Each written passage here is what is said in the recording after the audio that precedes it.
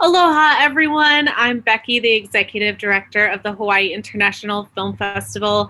It is my absolute pleasure tonight to welcome you to this incredible panel that we have.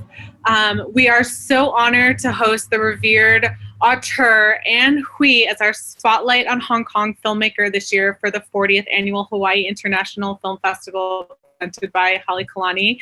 She is our Spotlight on Hong Kong filmmaker in profile and the HIFF40 Career Achievement Award honoree. We are incredibly honored and humbled and excited for this amazing panel that we have lined up tonight. And thank you so much to everyone for joining us.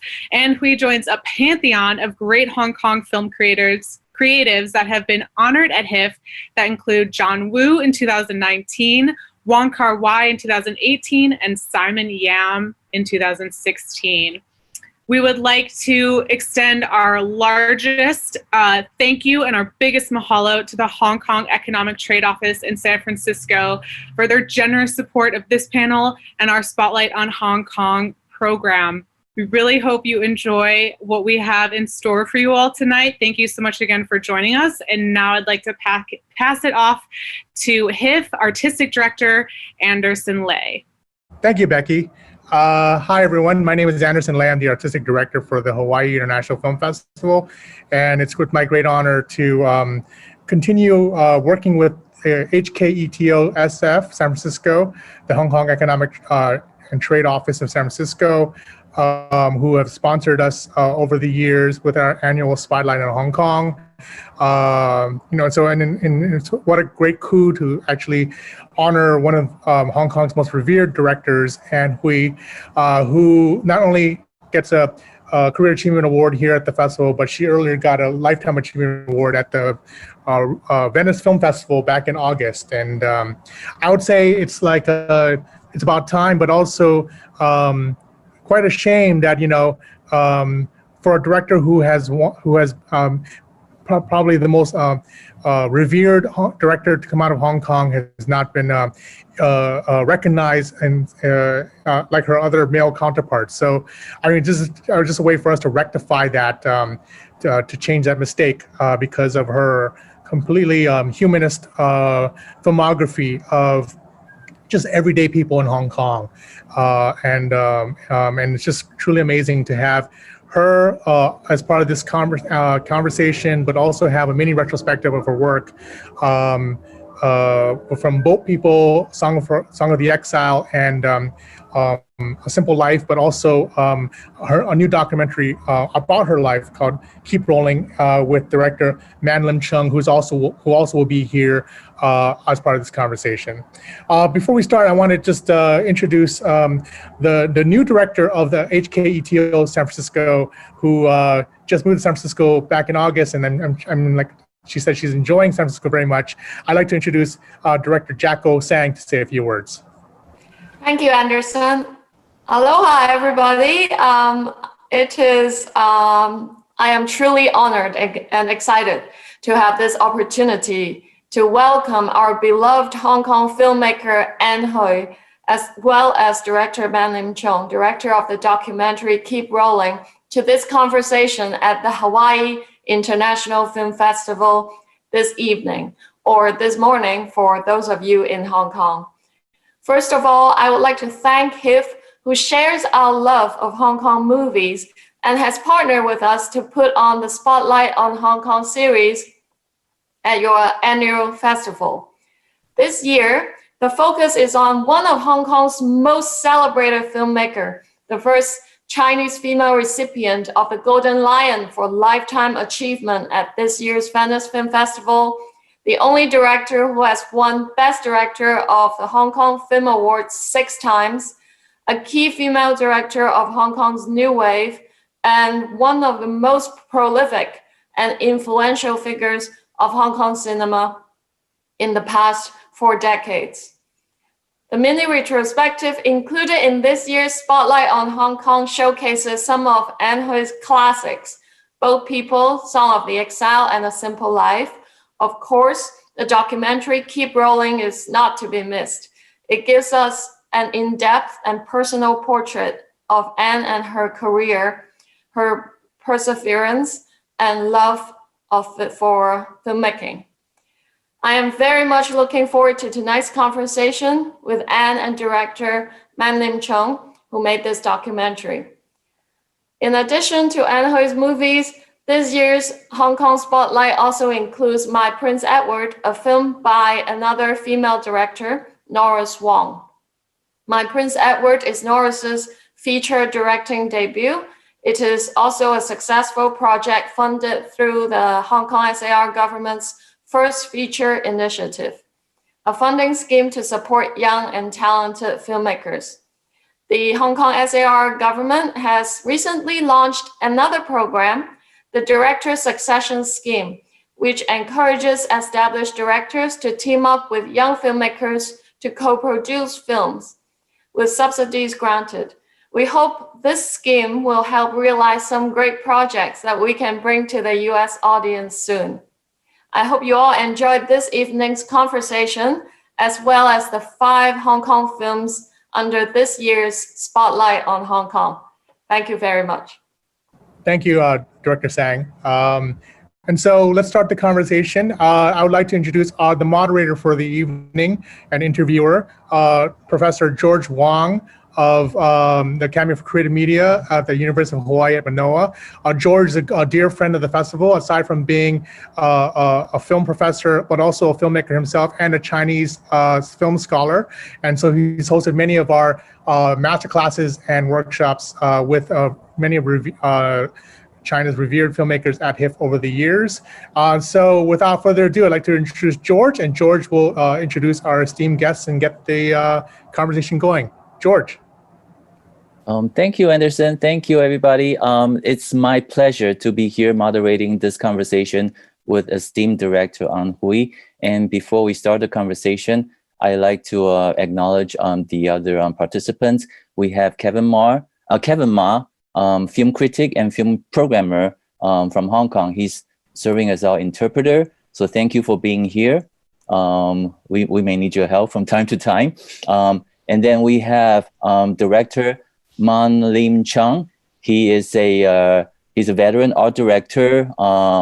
He's a production designer, and also he is the director of this bio documentary, Keep Rolling, that's having its international premiere at HIFF this year. So welcome to this panel, Director Man. And I think that Director An Hui really needs no introduction, but I just want to point out, like Director Jacko Tseng mentioned, she just received a Lifetime Achievement Gold Lion Award at Venice Film Festival, and also the records that Director Hui broke in Hong Kong was just astounding. She won 6 Best Director Award at the Hong Kong Film Awards. That's a record that's really hard to match. And she also won 3 Best Director Awards at the Taipei Golden Horse Film Festival, which is considered the Chinese language Oscars. So I like to give a big welcome to Director An Hui. Director Hui, thank you for being here with us today. Thank you. I like to bring, I guess, the memory back to 3 years ago in 2017. I was at a conference commemorating Director King Hu that was in Shanghai, and in the audience, I heard you speak about King Hu, and you said something that's quite touching.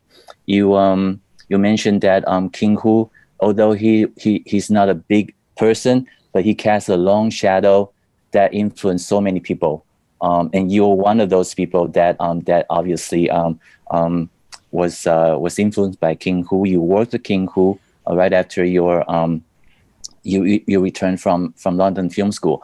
So this conversation, since it's about your career, I like to start with I guess your journey to become a filmmaker. And maybe we can talk about King Hu and your career milestones.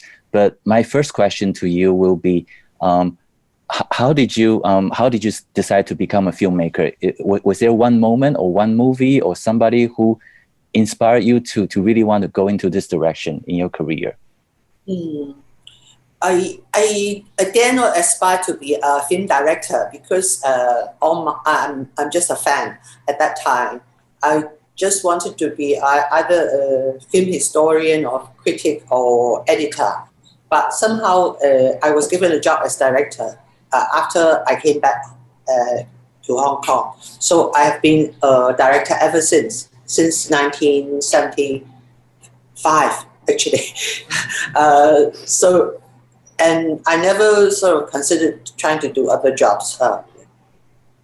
So why did you decide to go to London film school, I believe, because you were a complete major at HKU and English major as well, and you did quite well. I think that in other interviews you mentioned that you earned your scholarship. I mean, you sponsor your own education through the way. So going to London, obviously this is a very different choice.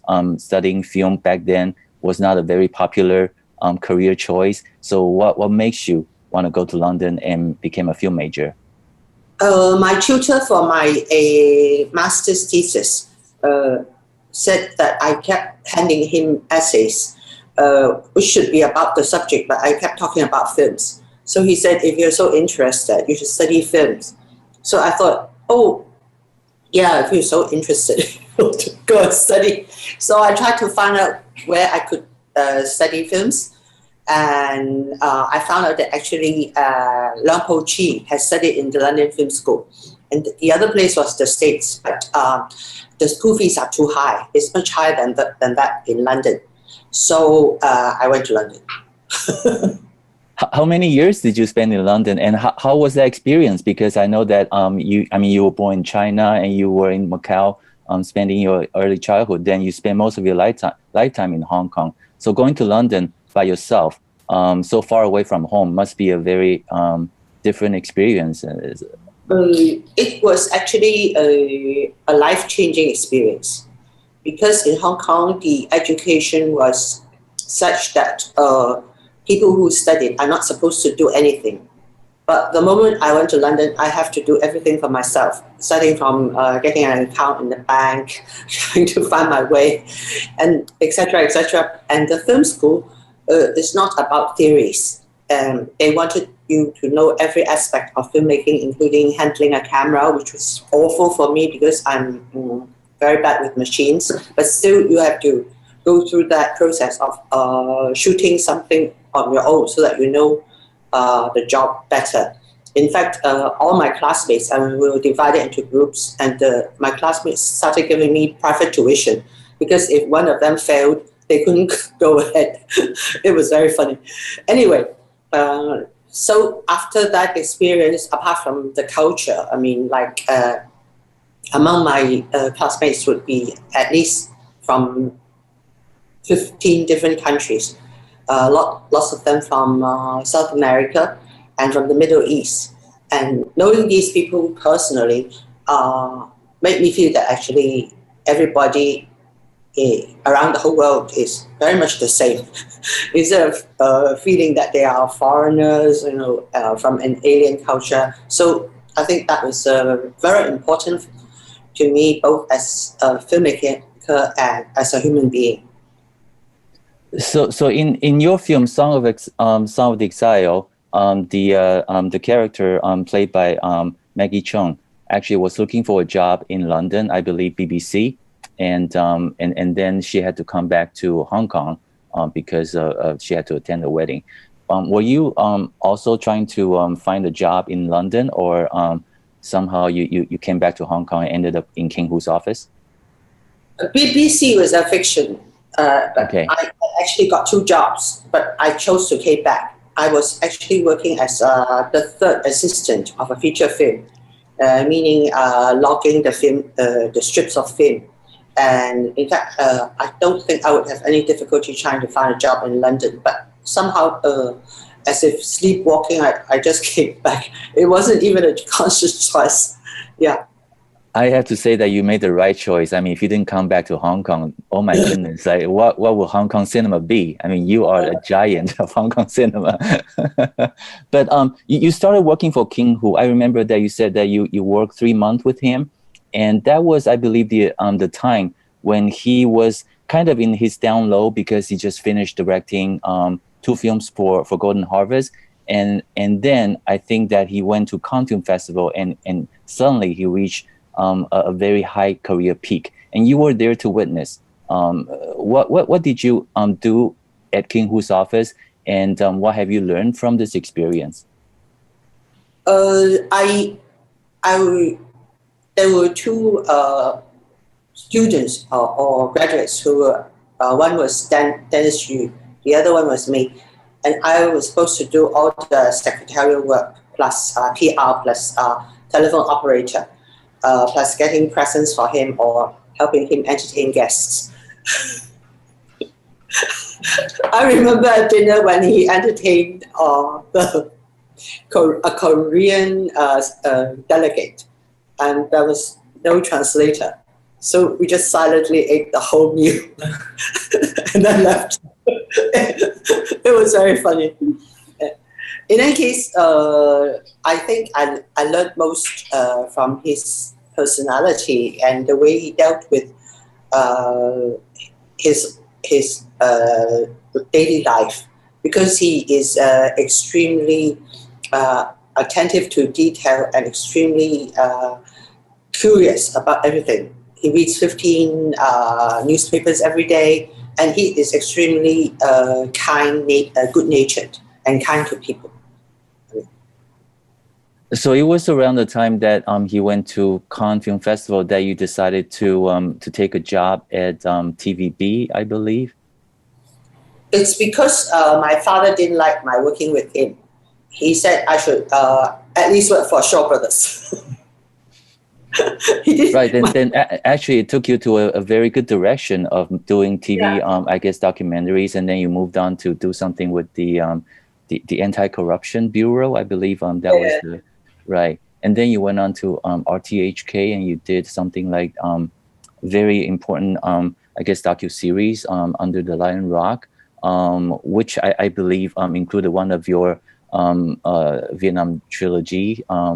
And then you moved on to, of course, doing Wu Viet and the Bo People. Bo People is featured in HIFF this year, and I haven't seen that film for a long time. I mean, that was from the 1980s, but what a powerful film. The fact that the film was filmed in Hainan Island, which was China, and I believe that the film was also banned in Taiwan.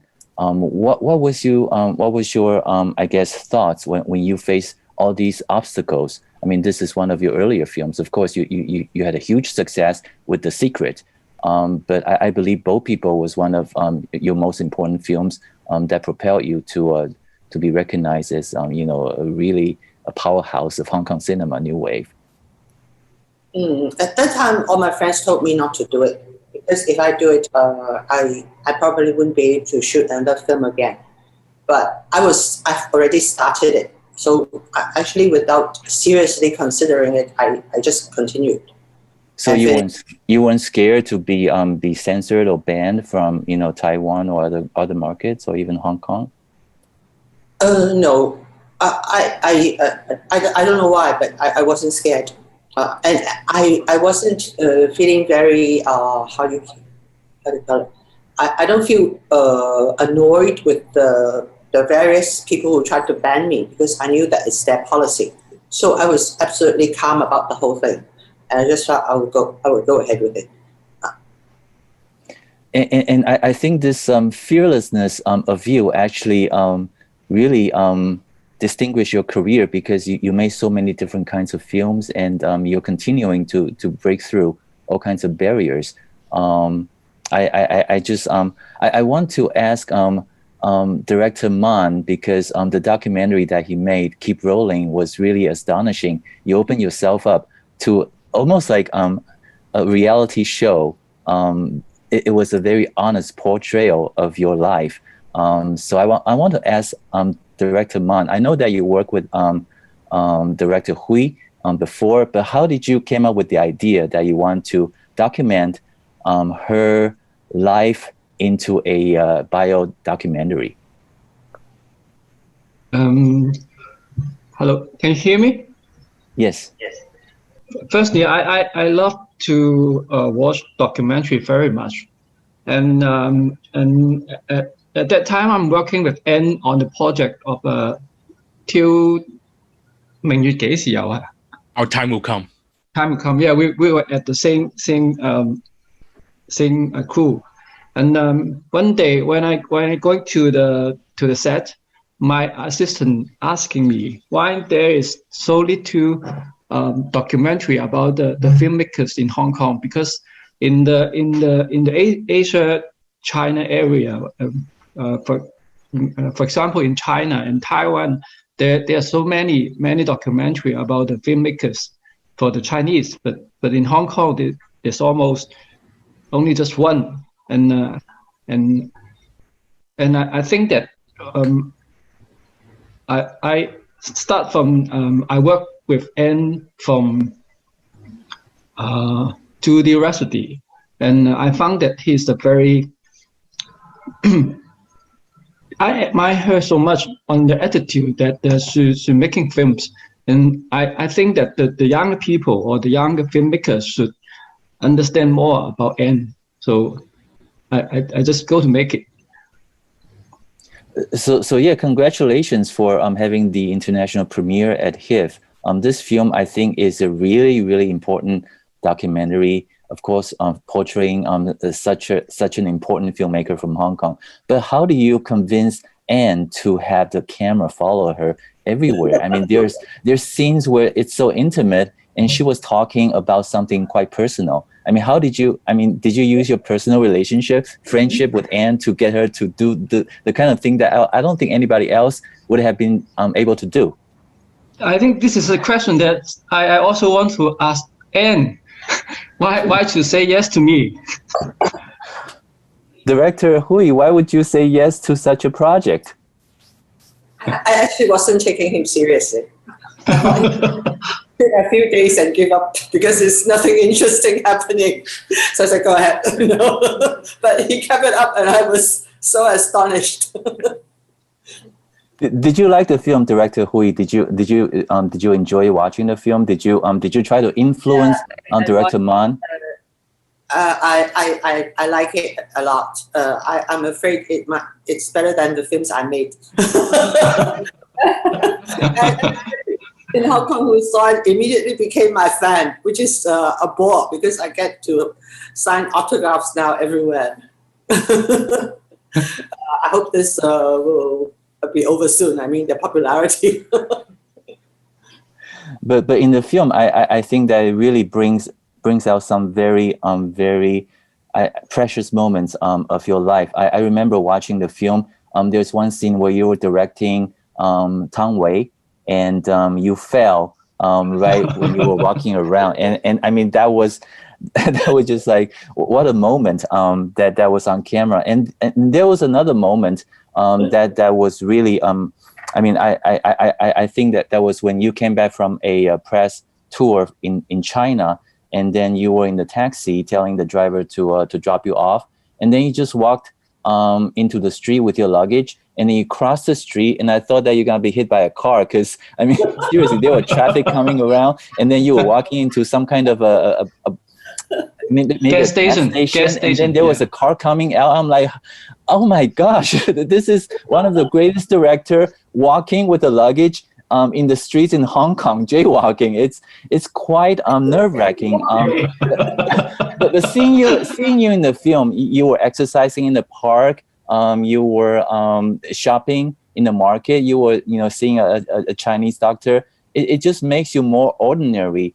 And I think that if anything, this film will bring the audience the impression that director An Hui is really just a common person who tells story for common Hong Kong people. I mean, you tell the local stories, and you are one of them. Oh, yeah. But you should congratulate the people who shot those scenes. I mean, I don't know how they did it. I mean, Keep Rolling is going to be, I guess, distributed throughout the market. But I also noticed that in Venice, your newest film, Love After Love, I believe, the Eileen Chang adaptation is also being shown in festivals. When do you think that film will be coming to Hawaii? And do you think that you'll be able to come to Hawaii with the film to promote so you can actually be in here with us one of these days? I've never been to Hawaii. Yeah. You've never been to Hawaii? I secret studied her university in Hawaii, and she always said she likes bringing a mat to the beach and start, in between classes. So I've been having, my imagination is extremely touched by this scene. So since you've never been to Hawaii, I like to find out, because you make one film after another throughout your career. It seems like it's nonstop. Do you ever have time to relax and just maybe take a vacation, do something that's more non-film related, or do you always think of film? Do you always think of new projects? To be honest, actually, I'm not excited by the things people usually are excited by. I've never taken a real holiday in my life. I mean, all my trips are for scouting or going to shoot or to festivals. But I never. I'll try to do that.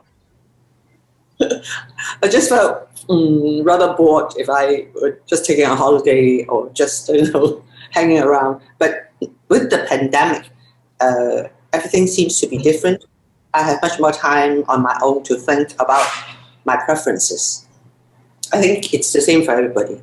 So no holidays, no vacations. Your holidays are actually working trips, because you go to festivals, you gotta go to all these interviews and press junkets. It's a real dedication to film, the art and the career.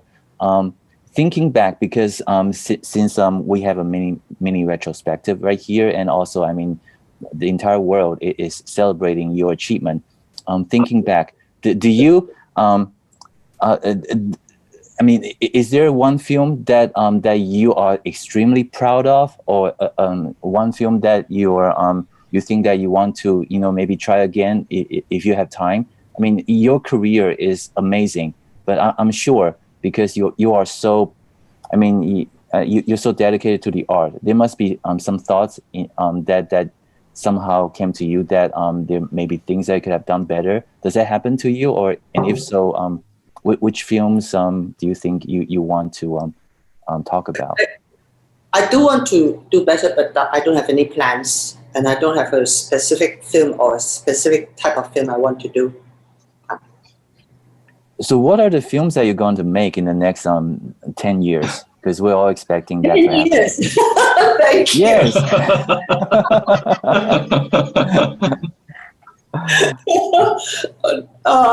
Maybe, I don't know.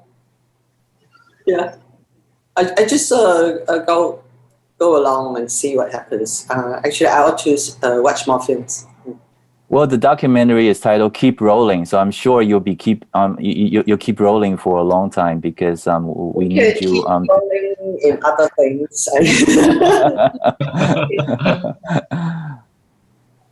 So, Director Man, the documentary focus mostly on the period where I think it's around 2017. The post-production must have taken a long time. During the process, I'm just curious, did you ever show Director Hui any of your footage or your rough cuts, and did she try to influence you?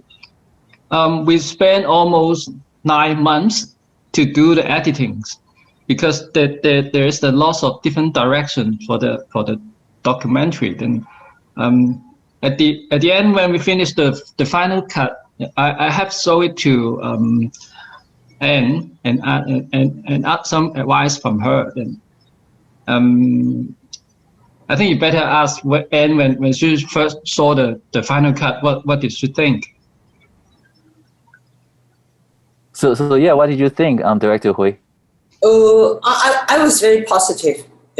I thought it's got a terrific rhythm, and I asked to watch it. Mainly because it's a kind of deal between me and Man. Is that I don't I don't mind. I mean, I don't ask for the script or to watch the rushes, and I won't ask him how he's going to shoot me or what sort of things I have to say or whatever. He can shoot. And then if he asks whether he can shoot certain things about my life, if I say yes, I'll let him do it. If not, maybe it's inconvenient or I would like to keep that secret, I said no. And then I will only want to watch the rough cut, because I would like him to maybe excise some things which are offensive to people, which I have said, because I might be blurting out all kinds of things, without being aware of it, and some should not be made public. When I saw that, I was very happy, and there is nothing I want to excise, want to cut, and I said it's okay. That's all. That's all.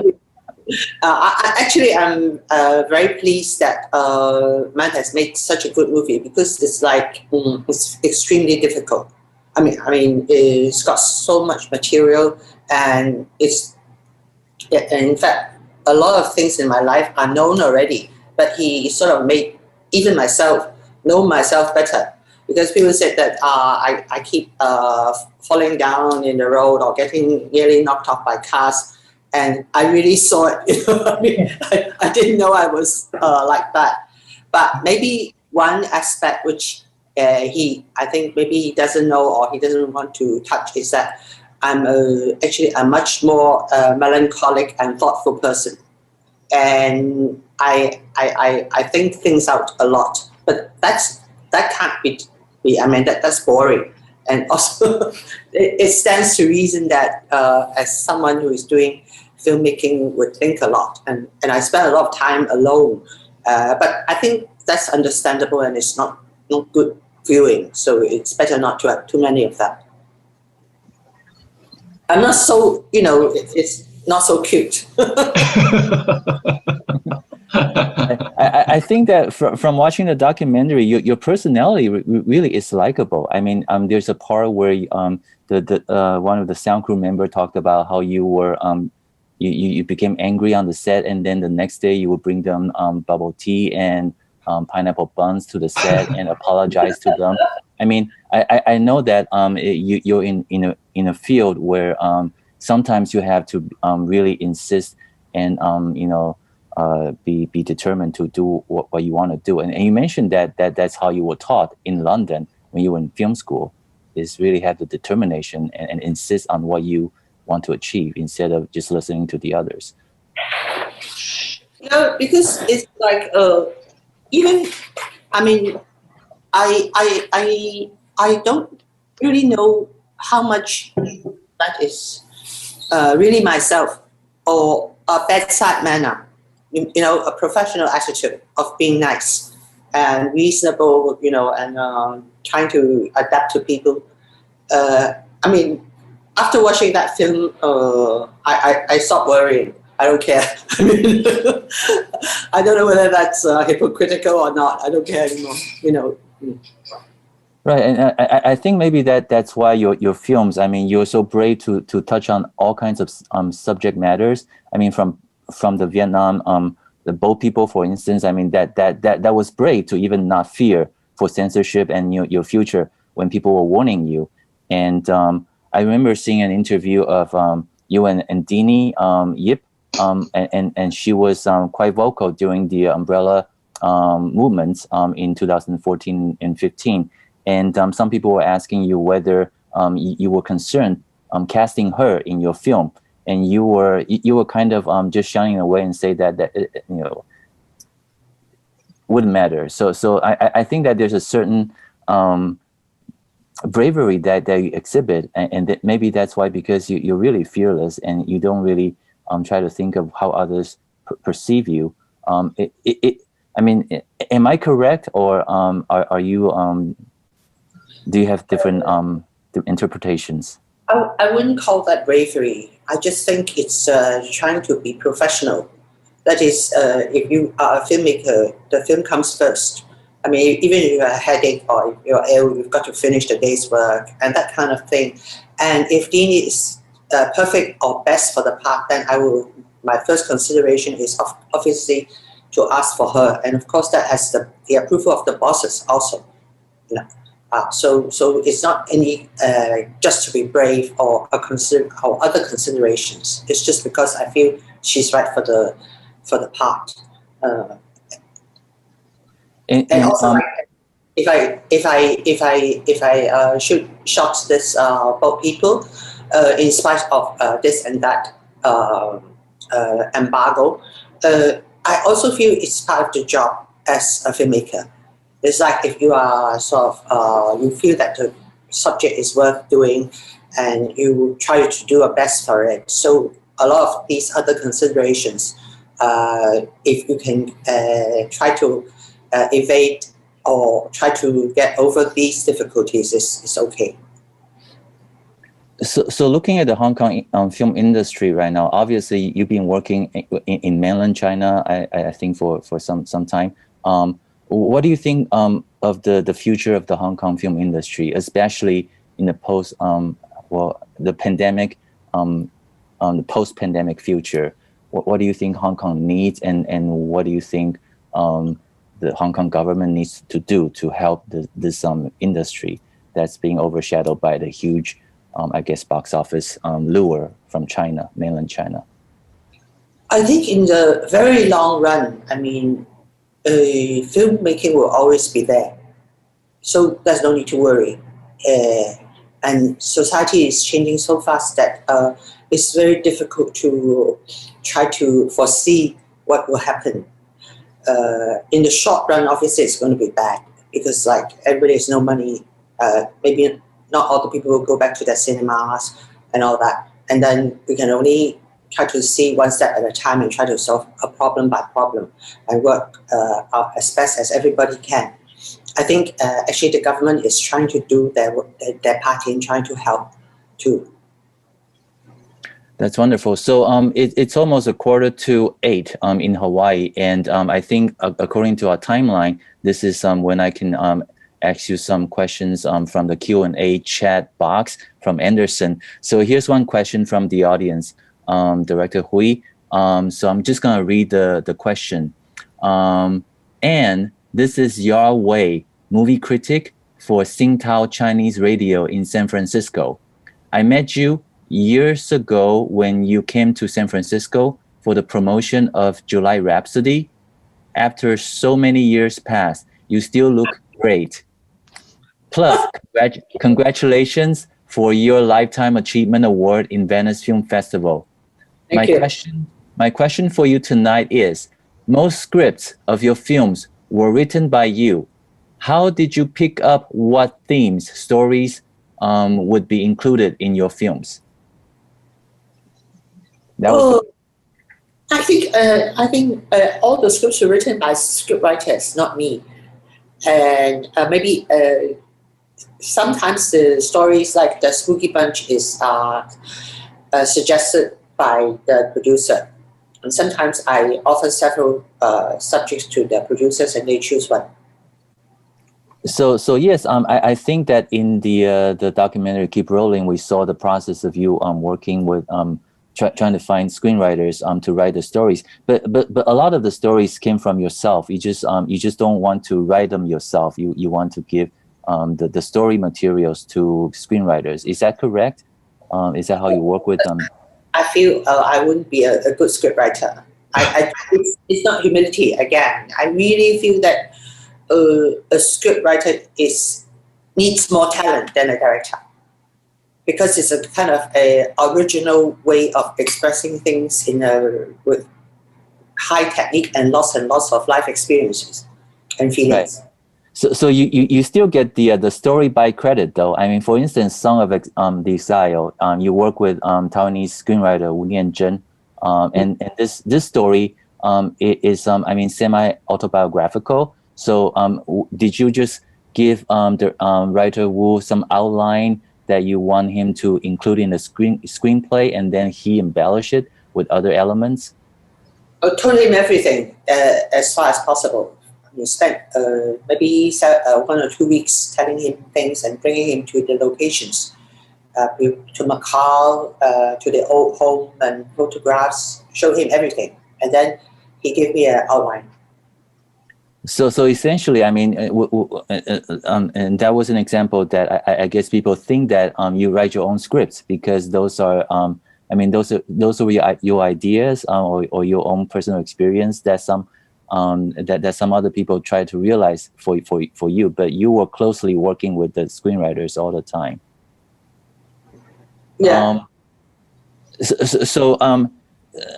The adaptations films that you made, for instance, Golden Era. I mean, did you just have an idea that you want to tell the story, or I mean, was there some? Do you constantly look for materials for your next film, or were you approached by producers with materials that they want you to make? And how do you filter all these different requests from different people if they do come to you asking you to make certain films? The producers, usually if they come to me now with a story, usually I find that I'm not suitable to do it because I'm getting, actually my choices and preferences are getting more and more personal. And probably I know better what I would like to do and what I can do well. So if it's just a story which doesn't resonate with me, or I will just say I won't do it. So usually end up doing projects which I like myself and have an immense feeling for. So then I'd like to go back to your first film, The Secret, right? Because that was a very different film than your I mean your most recent films. I mean, it's a horror film. It's a very new style. How did you decide to make that your directorial debut? It's two things. One is because I shot several in TV, several stories about the CID, the police force, and I know a lot about their work and their psychology, and so I would like to do for first film something I know well. But the scriptwriter Joyce, we worked together too in TV. She said we should try something new. I mean, basically on cops and robbers genre, but make it a suspense story. And later it's more or less like a ghost story even, so that it will be a kind of different approach once we enter the big screen. So I was taken by that because it's based on something we know intimately, but we are working differently. I mean, giving it a new approach so that it will be both exciting for us and for the audience. And I believe that with that directorial debut, you won the Hong Kong Film Award Best Director Award. Am I correct? Not yet. Not yet. Okay, so later. But that film was a huge hit. I think that really boosted your career. Were you able to make Not so big hit, but lots of critics like it. It's got a good box office. It doesn't lose money, sort of earns some, but it got kind of a good, generally positive reception, but it's not a great big success. So when in your career did you think that you really made it? Was there a film, a particular moment? When my mother went to play mahjong, she was given a cheer of welcome by her friends because I made both people. So it was through your mom. Now, another film that's playing at HIFF this year was A Simple Life, and obviously that's also a very personal story. I mean, you in Keep Rolling, we see that you also at least attempted to take your mom to one of the senior entertainment activity center, and it was like a day after Christmas, so it was closed. I mean, has it? I mean, obviously you've been taking care of your mom for a long time.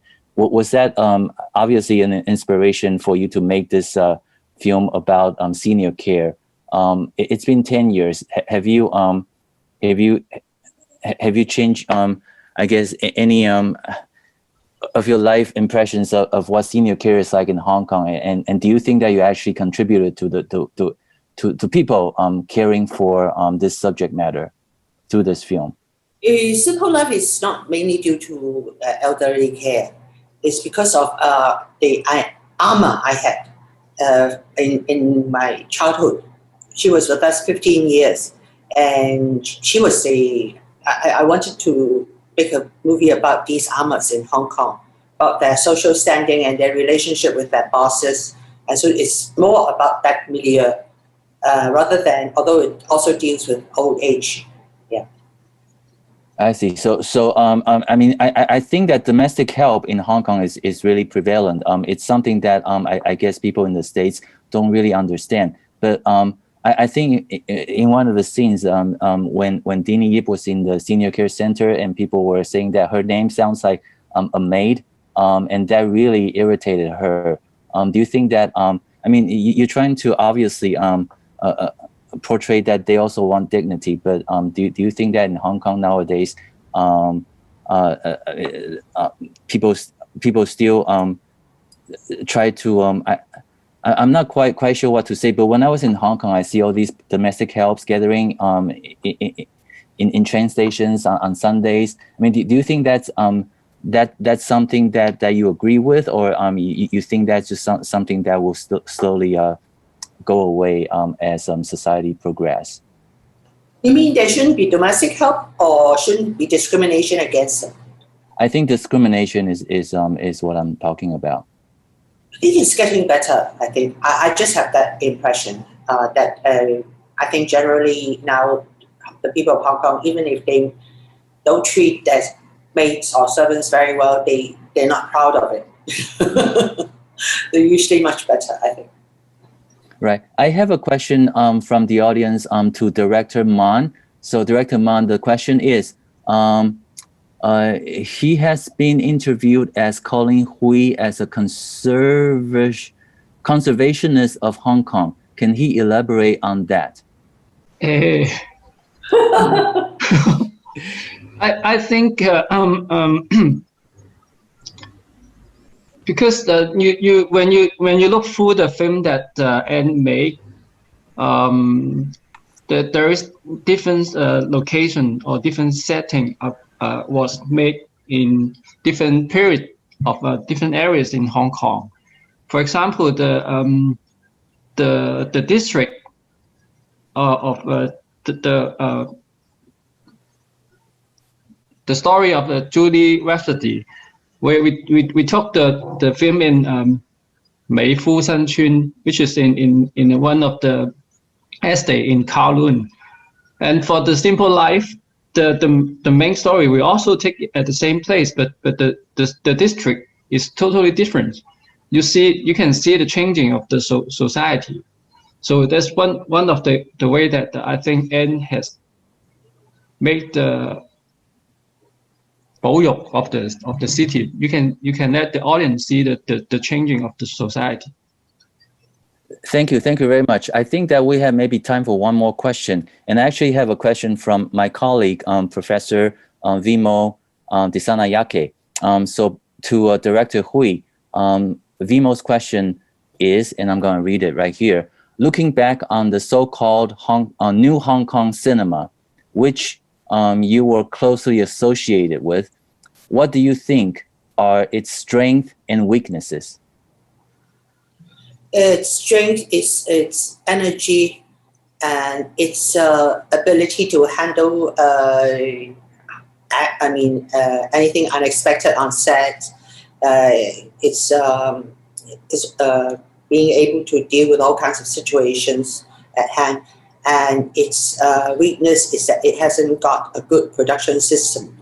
I mean, the whole industry is hasn't got a rational, good system of production including distribution and planning at that time. I mean, when we started or until now, actually, I feel. Okay, I have another question. I'm going to read it quickly. So the question is, Aloha Anne, Jeanette Paulson Heronico here with memories of meeting you in a film festival in early 1990s and inviting you to HIFF to come introduce Song of Exile, images and concepts still fresh in my mind. I can't believe you have not been to Hawaii yet, especially because HIFF has had a decades-long admiration of you, showing many of your films during our 40-year history. My question, as you recall the films you have made about homecoming meetings between Hong Kong women with mainland Chinese women, have you thought about making a new modern-day encounter story of the same theme? Love to see your take on this.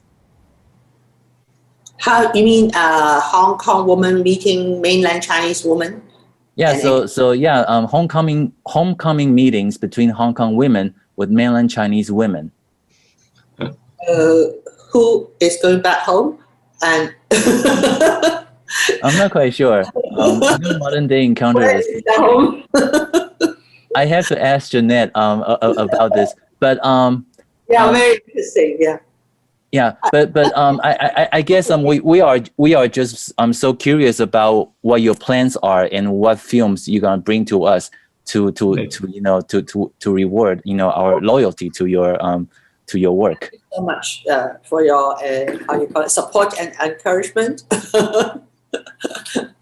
I mean, for 40 years, I mean, obviously, HIFF tried to invite you to Hawaii, and this one year that we give you the achievement award, the pandemic prevented us from having you being here physically. So I really hope that to have you here very shortly, and you have so many friends and people who want to meet you in person in Honolulu. So hopefully, very soon we will have you here with us. But congratulations for winning the achievement award at HIFF, as well receiving all these accolades everywhere else in the world. I believe it's time for us to wrap up. I think that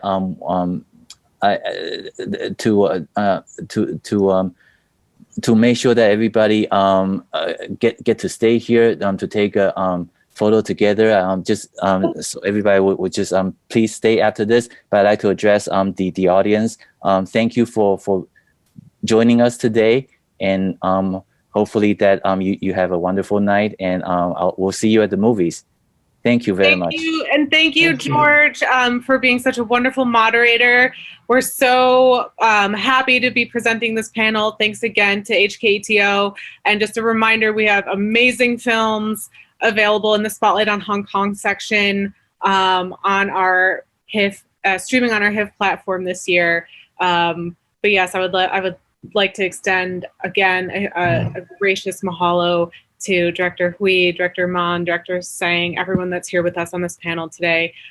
Grace from HKTO, we're so grateful to have everyone. This has been such an honor.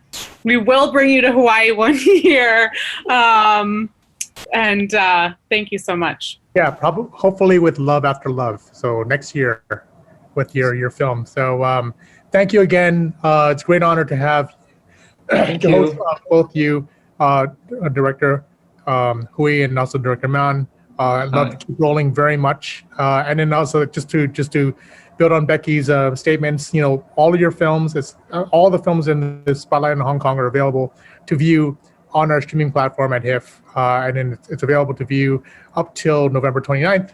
So including Song of Exile, which was just mentioned.